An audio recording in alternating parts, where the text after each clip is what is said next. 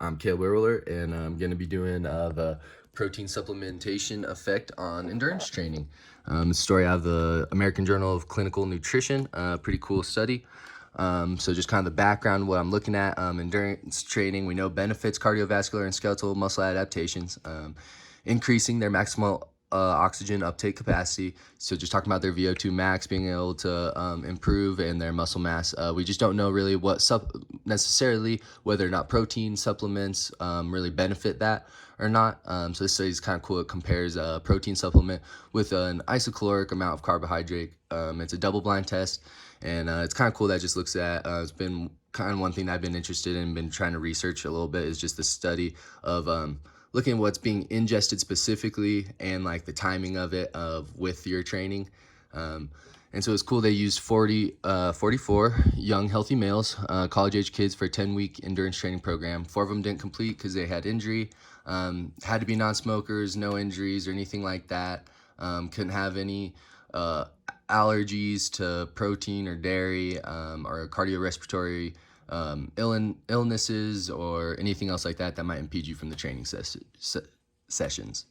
All subjects were physically active beforehand, performing sports on a non-competitive basis for 1 to 4 hours a week beforehand, or 1 to 4 hours a week, just on their normal week. No history also of doing any endurance training within the past 2 years.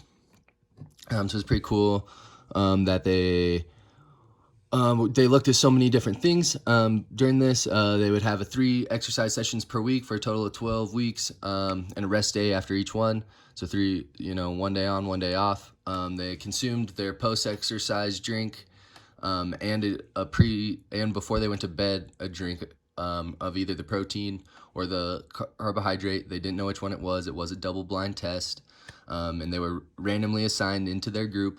They took measurements of height, body mass, waist circumference, VO2 max, muscle biopsies, dietary intakes, and physical activity, blood samples, all that. Really just going to focus on the VO2 max and body mass for most of this. Just make things a little bit more simplified and short enough. They were also told to maintain their normal eating habits and everything like that. They were given a standardized meal. All of them were the night before testing in the morning. Their training sessions, they did 28 of them, 9 o'clock in the morning every day. When they were training, it was at 9 o'clock. They do a 10-minute little warm up on their cycles. It's Body Smart bike, and just a 60-minute continuous cycling. They got to choose, kind of their resistance and cadence. Then their heart rate was recorded, as well as their rate of perceived exertion.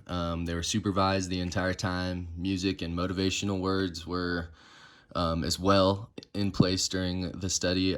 Each endurance training session ended with a 10-minute cool down on the same cycle. And so just kind of a little side-by-side of the drinks, looking at the isocaloric carbohydrate drink and the protein beverage, just pretty similar makeup for the most part, controlling as many variables as possible, and just being able to look at, whether or not the protein is really making the difference or not. They consumed 250 milliliters of the beverage, and it was either the casein protein or the other isocaloric carbohydrate. And in addition, all subjects received 2 slices of gingerbread directly after training as well.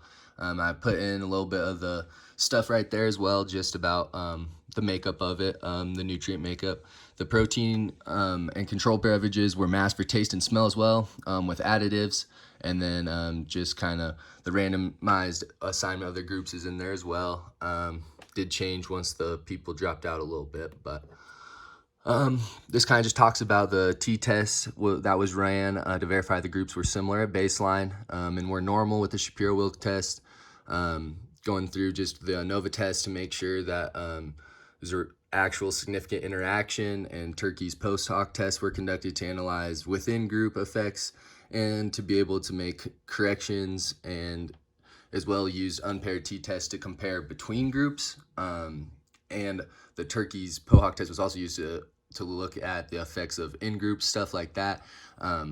Since they had 12 weeks, a long time, they're tracking, the data and everything else. So they also did 12-way mixed ANOVA test, which also revealed no significant interaction, but a significant in main effects of time and or group, and pairwise comparisons, just kind of clearing up the data with Turkey's post hoc correction. So it's a pretty cool test. It looked at a lot of different things. So it was really interesting. This is kind of just the results of the VO2 max, looking at their during the time, their pre, mid, and end of the training period.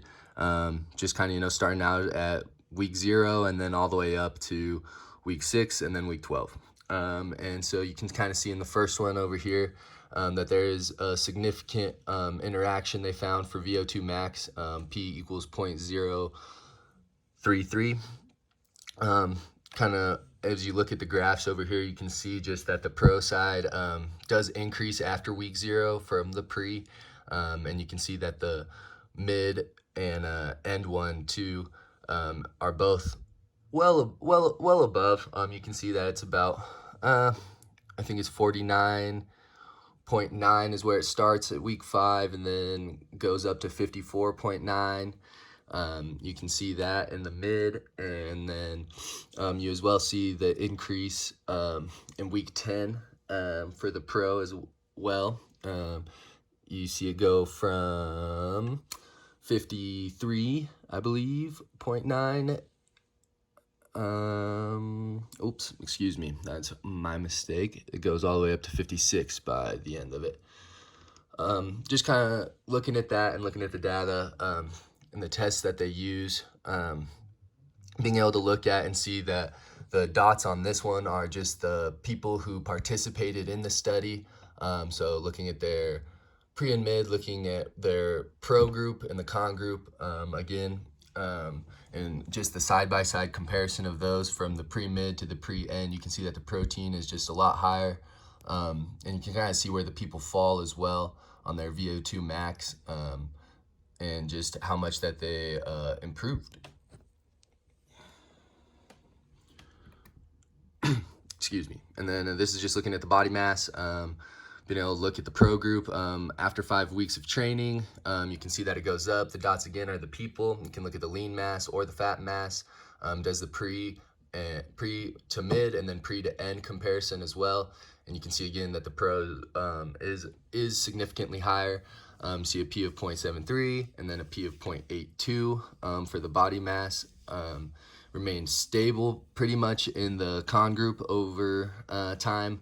And then we also saw that the whole body lean mass was observed to be significant as well. And there was a decrease in fat mass between the pro and con group. And it wasn't statistically different at week 5, but it did reach statistical significance by week 10. And it had the P equaling 1.021. And then this is just references of where I got everything. Thank you very much. I appreciate it. And just looking at the stuff that we went over again there at the end. Just cool to see the results of this all kind of add up and wrap up to the fact of the data itself and everything that was included. Seeing that there was a significant change in the VO2 max and the body mass. We saw that it was higher for their VO2 max scores and everything like that, but there was an improvement in the group with the protein than the con group, and just really an interesting topic on whether or not the timing of that and how every time after they were eating it, but they were having pretty much the same thing, just a slightly different supplement, and just the gains that can be seen from that are just a really interesting topic that can really make a lot of differences in a lot of athletes in their training. Also knowing that their supplementation in food and nutrients does make a big difference on what they're going to see results wise in their training. Thank you.